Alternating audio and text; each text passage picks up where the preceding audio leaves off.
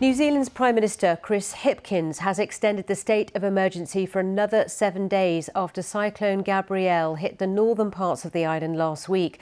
Our Sydney correspondent Phil Mercer has the latest. Well, the New Zealand Prime Minister Chris Hipkins is saying that his country's resilience is being tested like never before. As you say, the state of emergency, only the third in New Zealand's history, is being extended by 7 days. And the Cabinet has been holding an emergency session in the last few hours. They have unveiled a multi-million-dollar plan to rebuild roads and transport links and also give immediate relief to businesses. As you say, 11 people so far are confirmed to have died after Cyclone Gabrielle. And those 2,000 people who remain uncontactable are causing some concern to the authorities. There's no suggestion that their lives are in danger, many of them, because internet and phone services have been disrupted. So it could well be the vast majority of those people who are unaccounted for are in communication black spots.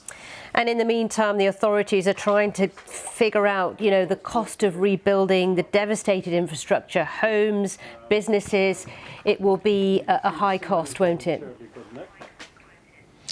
If you look at a map of New Zealand, the North Island, the eastern parts of the North Island have been particularly badly hit. That's not to say other parts of the North Island haven't been affected, because they have. But in certain parts of the country, roads have been washed away, bridges no longer exist, and many homes have been inundated. So what we've seen on the east coast of the North Island is absolute devastation. There's a warning that the floodwaters and this mountain of silt that's accumulated in many communities could well contain sewage chemicals and other contaminants. And there is a figure being suggested in New Zealand of $8 billion in reconstruction.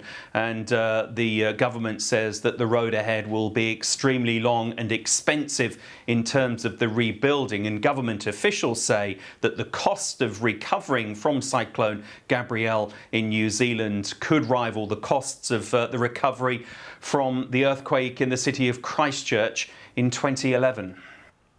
Phil Mercer there.